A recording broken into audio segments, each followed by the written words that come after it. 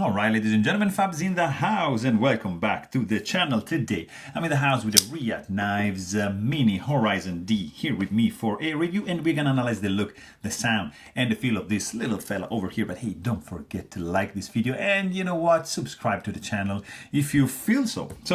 That's gonna help me immensely to keep cranking out these kind of videos. If you like them, let me know in the comments.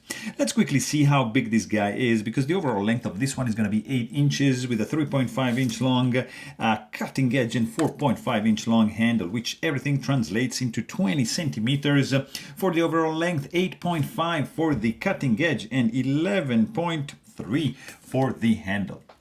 But let's see it up against some popular options. Here you see Ontario Rad number 2 and Ontario Rad number 1 up here. Look at that, right between these two options. And down here now you see the Benchmade Mini Bag Out.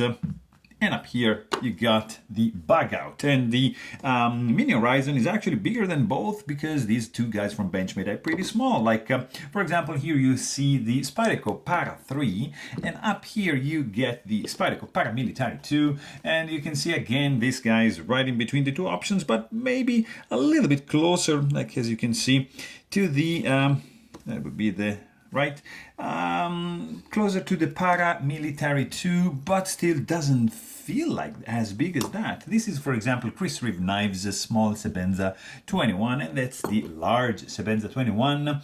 And you can see that we are again in the middle. And when we are in the middle between these pretty classic options, you know that you have a good size knife. At least that's what I really appreciate. Let me show you just another couple. Here's another Reate, a little bit bigger boy. Look at that, that's almost like what, 4 inches. Also nice carbon fiber inlays.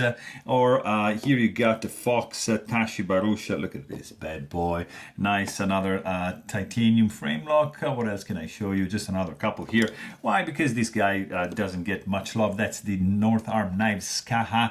That's the 2. And let me show you also, like for example, Snafu 2.0 by Custom Knife Factory, just to show you something a little bit bigger than usual. And that's it. Let's go on ahead and chat a little bit about this Chinese-made titanium frame lock by Reate. That's the Mini Horizon D, and it's a very cool one, I have to say. I like it for many reasons. Like, I mean, first of all, the look is pretty cool. I like this carbon fiber inlay, which is not flush with the handle, and that's a design choice. So it's gonna add a little bit of grip. This guy is, I would say, like, I don't know, $250, $300 range. So that's the price you're gonna have to pay for this bad boy. But the materials are there. I mean, titanium frame lock, carbon fiber inlays, nice chamfering going on all around the perimeter. There is no internal skeletonization, as you can admire from this point of view.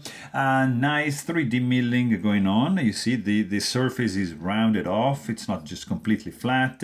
There's some nice internal chamfering as well to reduce the sharpness of this of these edges.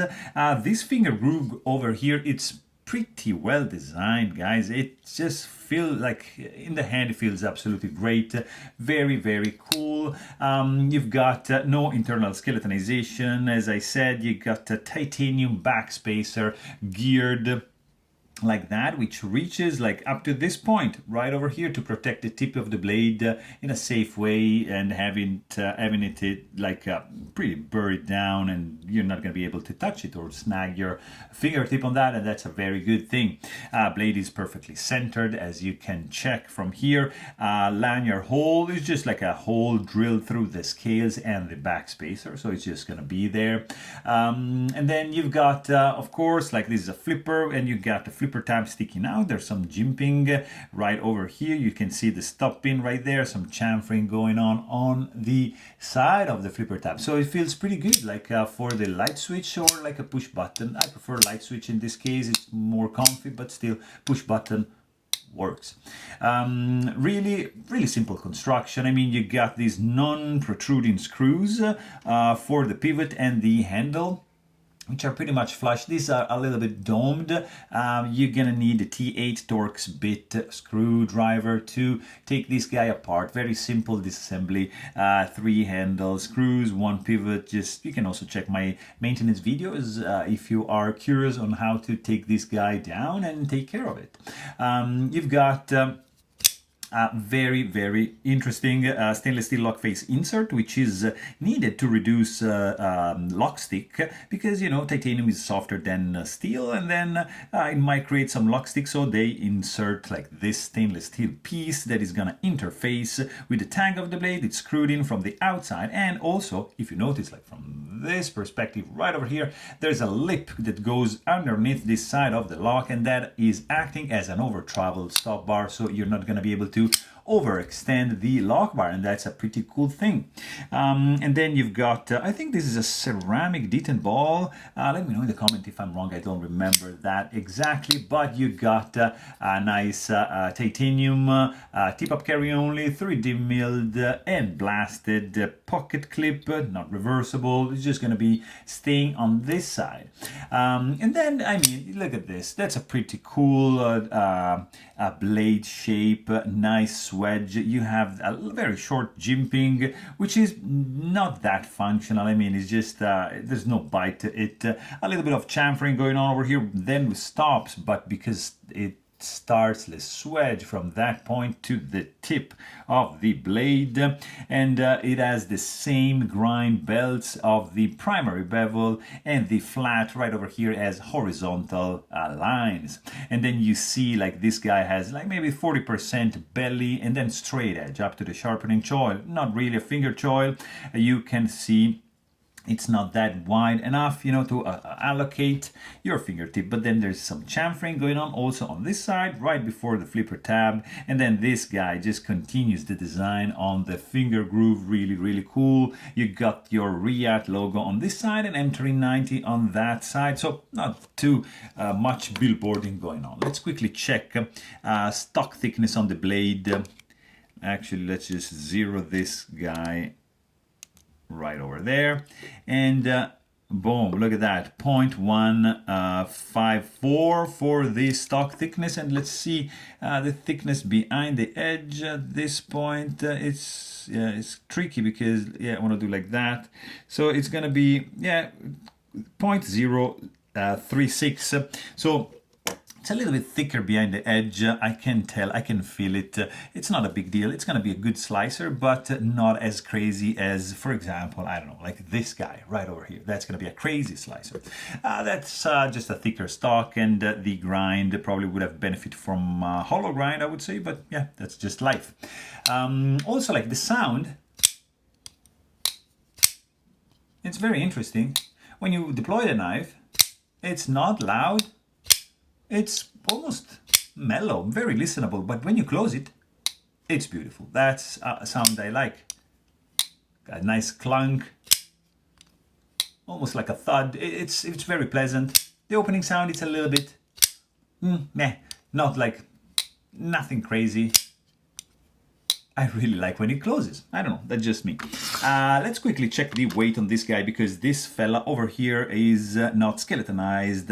Nice backspacer, but that's gonna reflect on the weight at 5.2 ounces. So not a super lightweight, but it has no hot spots. Like, it feels absolutely great in the hand. You can just squeeze it and just use it like with, you know, squish the handle with some strength, and there's no hot spots, no hard spots that I can see, so no sharp edges. Is very, very good. And also, like, you have quite enough room to disengage the lock bar. There's some milled area going on over here and on this side, so yeah, jam your thumb right there and it's gonna be pretty much good to go to get the blade closed.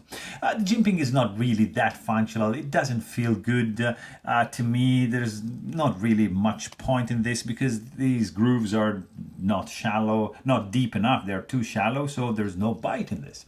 You can also do like a reverse grip because of the finger groove, and the flipper tab is going to act as a finger guard, so that's going to work. Handle is a little bit small for my hands, but still it's working quite well. Also, the overall knife feels pretty solid in the hand. It's nothing is gonna move, nothing is flexing. There is no gaps. Fit and finish is spot on, I have to say. There's no rattling when shaken. There is no blade play. You gotta have no finger sore if you do a light switch. This guy is gonna just like deploy. Sorry, like crazy, like very, very fast deployment. Of course, you've got a bearing system going on over here. The action is superb. Like, guys, look at this, like really Reate action, and look at that. Closing action is fantastic. Disengage the lock bar, boom, the blade wants to fall. So you got this guillotine effect, but it's nice and controlled, not like I mean, it's drop shot, but there's a controlled glide kind of fair at the end, and that's really, really impressive. Really, really cool. I love it. Detent strength also is nicely dialed in. You don't get any detent ball ramp, therefore you're gonna feel like a little bit of a hard step right there, but you're gonna be rewarded with a very satisfying action on this little fella over here, which I mean looks pretty good. The price is right, materials are there, M390 titanium carbon fiber. I mean, it's there, it checks all the boxes. Maybe a little bit of jimping there, but still this is a pretty solid option. So there you have it. Hope you guys enjoyed this video. Thanks for watching and stay tuned.